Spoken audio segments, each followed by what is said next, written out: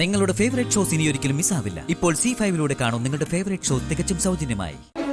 ഞാൻ എന്റെ മനസ്സിൽ കണ്ട സ്ഥലം ഇത് തന്നെയാ. ആ സ്ഥലത്ത് തന്നെയാ ഞാനിപ്പോ വന്നിരിക്കുന്നതും. ആ മുത്തശ്ശനെ എവിടെയാ കാണുന്നില്ലല്ലോ.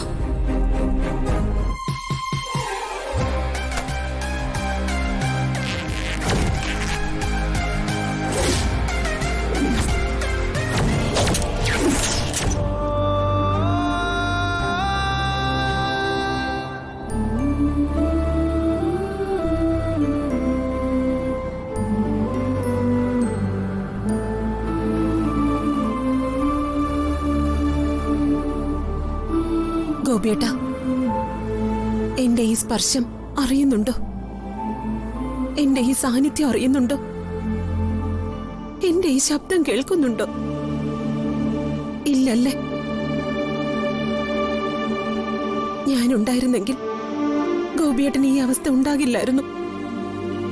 ഗോപിയേട്ടൻ വിചാരിക്കുന്നത് പോലെ എന്റെ മരണം ഒരു ആക്സിഡന്റ് അല്ല ഗോപിയേട്ട.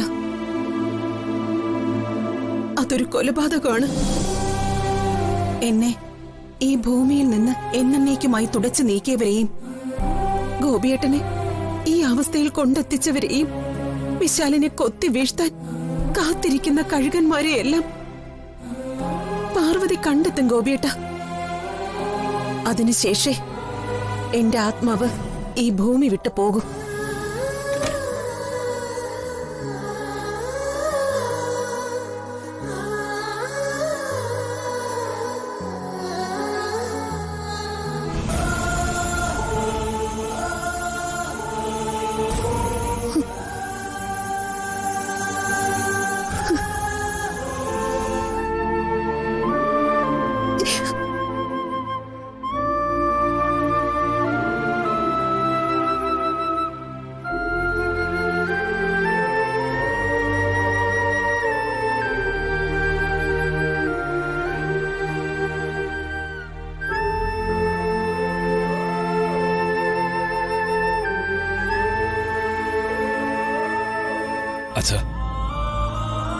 അച്ഛൻ ഈ അവസ്ഥ കണ്ടിട്ട് എനിക്ക് സഹിക്കാൻ പറ്റുന്നില്ല അച്ഛൻ.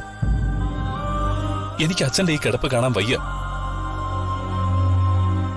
എന്റെ അച്ഛനെ ആ പഴയ പ്രതാപത്തോടെ കാണാൻ ഞാനിനി എത്ര നാളാ കാത്തിരിക്കേണ്ടത്? അച്ഛന് ഓർമ്മയുണ്ടോ ഞാനും അമ്മയുള്ള ആ നല്ല കാലം?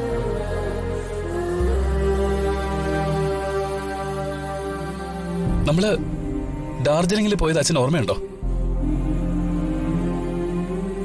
ആപ്പിൾ തോട്ടത്തിനിടയിലൂടെ 3 പേരും ഒരു പുതപ്പിനുള്ളിൽ കെട്ടിപ്പിടിച്ച് നടന്നതൊക്കെ ഓർമ്മയുണ്ടോ? എന്തൊരു തണുപ്പായിരുന്നല്ലേ അച്ഛാ. പിന്നെ നമ്മൾ നിലമ്പൂർ കോവിലത്ത് പോയത് ഓർമ്മയില്ലേ? പിന്നെ നമ്മൾ കാർഡ്സ് കളിച്ചപ്പോ, അച്ഛൻ കള്ളക്കളി കളിച്ചപ്പോ അമ്മ അച്ഛന്റെ ചെവിക്ക് പിടിച്ചത് ഓർമ്മയില്ലേ? എന്ത് രസമായിരുന്നല്ലേ ആ കാലം. അമ്മ നമ്മളെ വിട്ടു പോയപ്പോ അച്ഛൻ അച്ഛന്റെ എല്ലാ ബിസിനസ് തിരക്കുകൾക്കിടയിലും എന്നെ പഠിപ്പിച്ച് വളർത്തി വലുതാക്കി. ഇന്ന് അച്ഛൻ എല്ലാ തിരക്കുകൾക്കിടയിൽ നിന്നും ഒഴിഞ്ഞു മാറി കിടക്കുന്നത് കാണുമ്പോ സഹിക്കാൻ കഴിയുന്നില്ല അച്ഛൻ. എന്റെ അമ്മ ഇന്നുണ്ടായിരുന്നെങ്കിലെന്ന് ഞാൻ ആശിച്ചു പോവാ.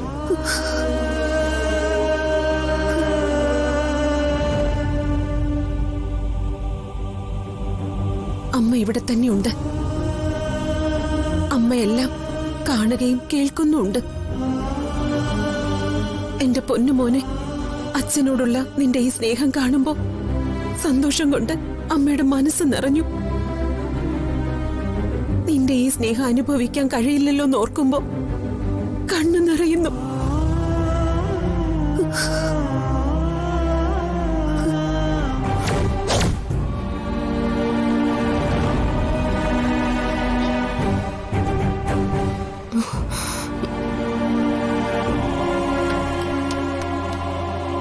ഇത് പിടിക്കോ. സൂക്ഷിച്ച് നടക്കണ്ടേ, ഇത് റോഡല്ലേ. ഞാനിപ്പോ കണ്ടില്ലായിരുന്നെങ്കിലോ. എന്തുണ്ടാവാനാ മോളെ, ചത്തുപോവും അത്ര തന്നെ. എത്രയോ നായ്ക്കൾ വണ്ടിയിടിച്ച് ചാവുന്നു, അതുപോലെ ഈ കിളവനും. അങ്ങനെ നടക്കാതിരിക്കാനല്ലേ ഞാൻ വന്നത്. അല്ല, നിന്റെ പേരെന്താ മോളെ? പാർവതി. പാർവതി. സാക്ഷാൽ ശ്രീ പാർവതി ദേവിയുടെ പേര്. മുത്തശ്ശൻ എങ്ങോട്ട് പോകാൻ ഇറങ്ങിയതാ? ലക്ഷ്യമില്ലാത്ത യാത്രയാ കുഞ്ഞെ. അന്ധനായ എനിക്ക് മുന്നിലുള്ള വഴികളെല്ലാം ഇരുട്ടല്ലേ, കൃത്യമായി പോകാൻ ഒരിടവില്ല. അപ്പോ എവിടെന്നാ വരുന്നത്? ഞാൻ വരുന്നത് ഒരു വിശേഷപ്പെട്ട സ്ഥലത്തുനിന്നാ, സെൻട്രൽ ജയിലിൽ നിന്നാ.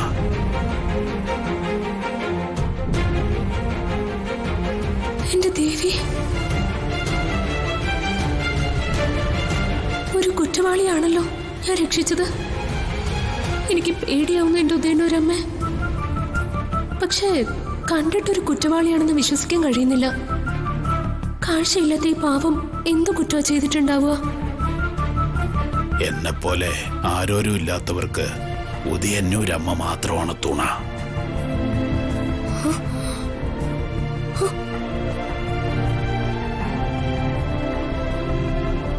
ഉദയനൂരമ്മയോ? മുത്തശ്ശനും ഉദയനൂരമ്മയുടെ മേലെ വിശ്വാസമുണ്ടോ? ഉദയനൂർ ദേവി എത്ര ശക്തിയുള്ളവളാന്നറിയോ? മുത്തശ്ശന്റെ സ്ഥലം ഉദയനൂരാണോ?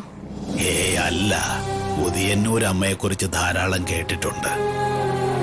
അല്ല, മോള് ഉദയന്നൂരിൽ നിന്നാണോ? ആ, ഞാൻ അവിടെയാ ജനിച്ചതും വളർന്നതും ഒക്കെ. എന്റെ നാട് ഉദയനൂര്.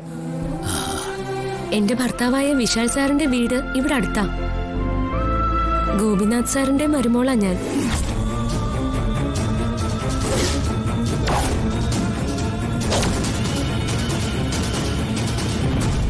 അല്ല, ആരാന്നാ പറഞ്ഞത്?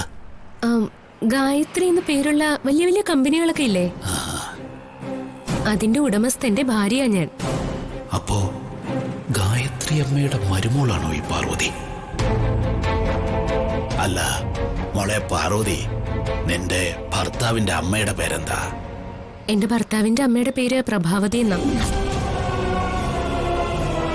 എന്നാ അവര് വിശാൽ സാറിന്റെ വളർത്തമ്മയാ. യഥാർത്ഥ അമ്മയുടെ പേര് ഗായത്രി ദേവി. പാവം, മരിച്ചുപോയി. മുത്തശ്ശ, ഞങ്ങളുടെ കുലദൈവവും ഉദയനൂർ ദേവി തന്നെയാ. മുത്തശ്ശന് വിരോധമില്ലെങ്കിൽ എന്റെ ഒപ്പം പോരുന്നോ? ഞാൻ നല്ലപോലെ നോക്കിക്കോളാം. അത് വേണ്ട മോളെ. അങ്ങനെ പറഞ്ഞ പറ്റില്ല. മുത്തശ്ശൻ എന്റെ കൂടെ വന്നേ പറ്റൂ. മടിക്കണ്ട മുത്തശ്ശ, എന്റെ ഒപ്പം പോരൂ. എന്റെ ഭർത്താവ് നല്ല മനുഷ്യനാ, എതിരൊന്നും പറയില്ല. മടിച്ചു നിൽക്കാതെ വാ, നമുക്ക് പോവാം. കുരുക്ഷേത്ര യുദ്ധത്തിൽ കൗരവർക്കെതിരെ യുദ്ധം ചെയ്യാൻ അർജുനന് തേര് തെളിയിച്ച ഭഗവാൻ കൃഷ്ണനെ പോലെ എനിക്കൊരു തേരാളിയായി പാർവതി. ഡൗൺലോഡ് ചെയ്യൂ C5 ആപ്പ്. കാണൂ എല്ലാ എപ്പിസോഡുകളും സൗജന്യമായി.